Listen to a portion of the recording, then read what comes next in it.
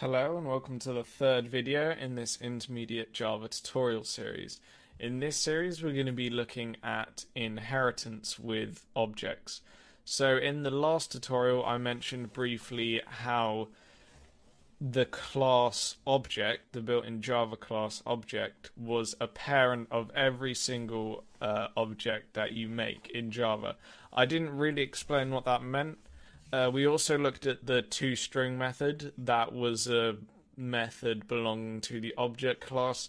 Again, I didn't really explain how we have access to that method from that class. So the reason we have access to those methods is due to inheritance. Classes can have as many parents as they classes can have as many children as they want, but each class can only have one parent, although the relationship can extend upwards infinitely. So you can see I've made here cat, dog, goldfish. We're gonna do like animals example here. So this is in terms of like a pet shop. So I've done for the cat, I've got this the name of the cat, the price of the cat, and the age.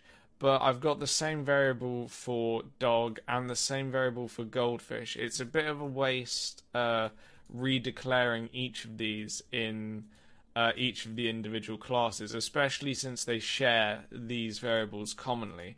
It doesn't really need to be redeclared every single time. So what we're going to do is we're going to make a parent class called pet, and that's going to hold these three variables here. And it means we won't need to redeclare them in each of these. We can just make pet the parent of this class, of these classes, and then it extends all the functionality of that pet class. We'll get all of these variables back.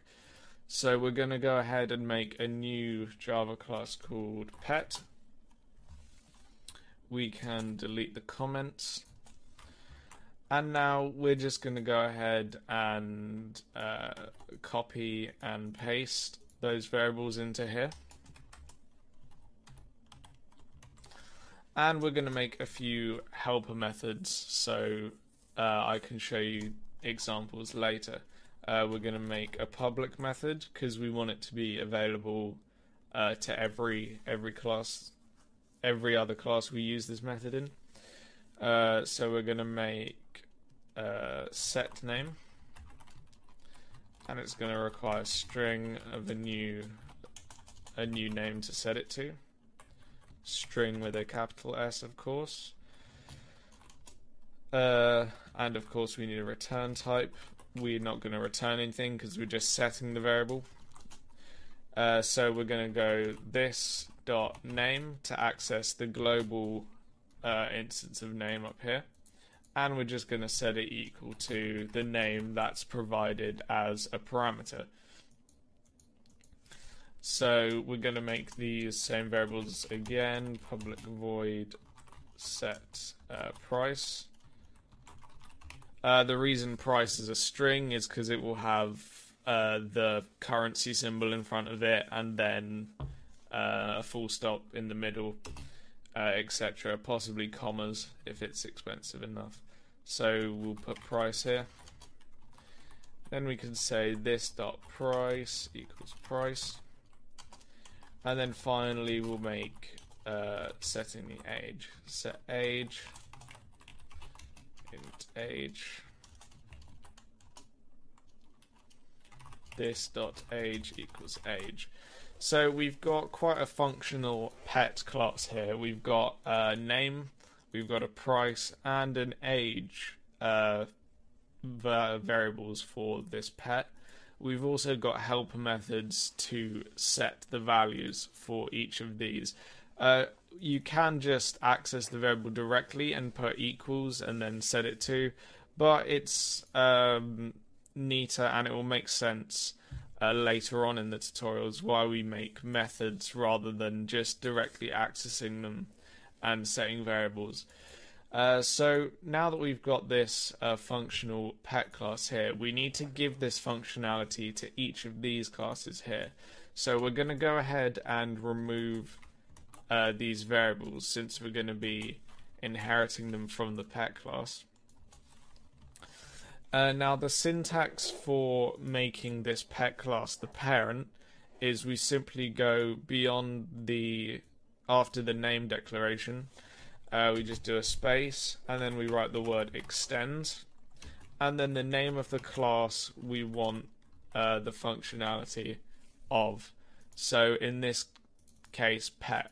So the class cat extends pet means that all of this functionality within the pet class is extended over to this cat class here. So you can see now if I go into the class and press space, you can see we've got all these methods from, you can see it says override methods from the pet class. We've got the set age, set name, set price, etc. So now that we have these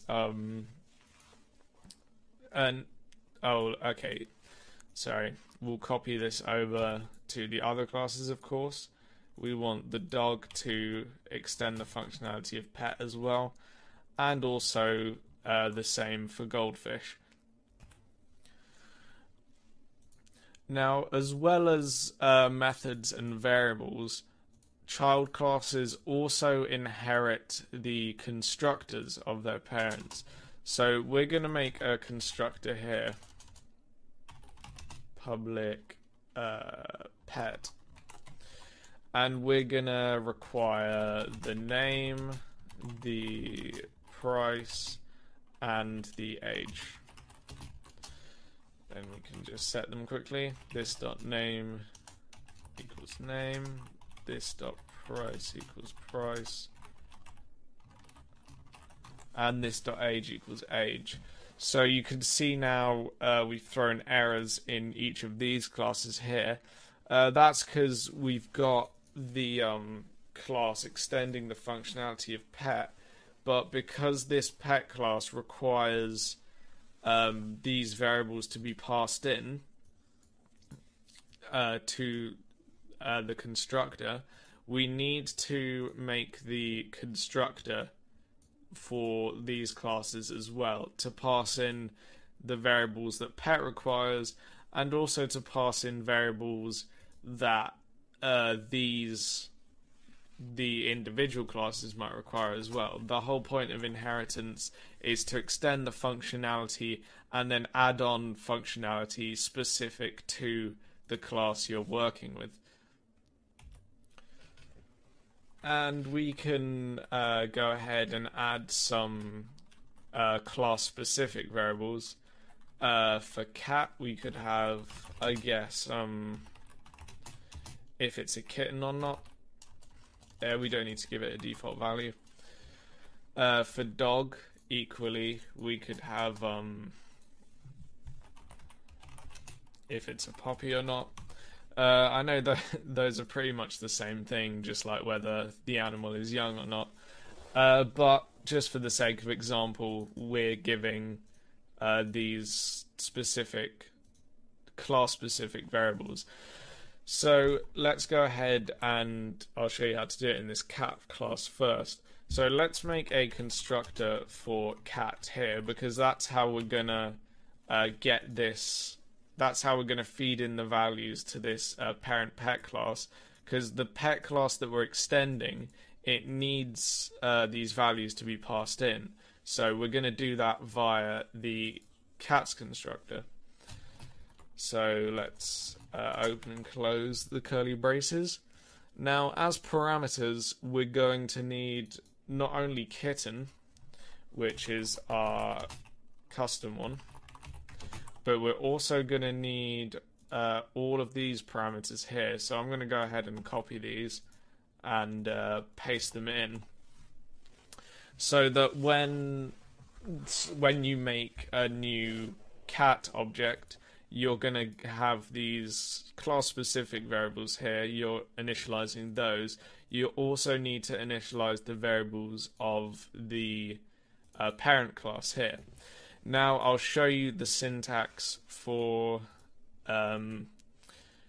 for passing in values to the parent constructor. You simply write the keyword super, and the word super, when you call super as a method, like so, with the parentheses, it has to be the first line in the constructor of the class. If you put stuff before it, like anything, literally system.out.println, it won't work. Super needs to be on the first line of the this constructor here. So what do we pass into super? Calling this keyword super as a method is effectively calling the constructor as a method. So you basically just pass in the parameters that this constructor here requires, so name, price, and age. So we've already passed in these parameters here into the cats constructor, so we can just write name, price, age. Now there's no errors because everyone's happy. The parent pet class has received the variables that it requires into the constructor. We haven't set this kitten variable, that's the only thing we haven't done. So this dot kitten equals kitten. So now we have this cat class with the extended functionality of this pet class. In the constructor, again, we're giving in the values that the parent requires, because we need, if the parent has a constructor, we need to give it those values before the object can be properly initialized. And just beforehand, we've passed in some class-specific variables. The dog and goldfish examples are exactly the same as the cat one, so I won't retype all the same code we've done. You would simply make a constructor for dog, so you'd put public dog and then pass in the variables and then write the super keyword. So I'm going to show you why this inheritance is useful. So apart from the fact that all the functionality is extended, when you're declaring variables, you don't need to actually be specific about which class you want the variable to hold if it's extended, if they're all extended from the same one. So what we can do here is, you can see we can write pet and then just a pet as the variable name. We can set this equal to a new cat, we can set it equal to a new dog or a new goldfish, and the errors are there because we didn't provide the constructor. So that's pretty much it for this tutorial. Another useful thing you can do is if you had a pet array, for example, you could set it equal to and because the because you don't need to specify which specific one you want, if it extends that class, you could just have an array of pets. You could have a new cat, a new dog, and a new goldfish in that array of pets. And the reason you can do that is because they all extend the pet class. Normally you wouldn't be able to do this if you specified a specific type, class type. If you did like a cat array, for example, you wouldn't be allowed to make a new dog class, you wouldn't be allowed to make a new goldfish class, only the cat classes. But because we put this parent type pet, all of these ones are children of the pet class, so they can all go inside this array. Again, the errors here is because we don't have this, we haven't provided these variables here. We can just put in empty strings like so, just to get rid of the errors. So that's it for this tutorial. In the next tutorial, we're going to be looking at even more functionality for classes and parent classes.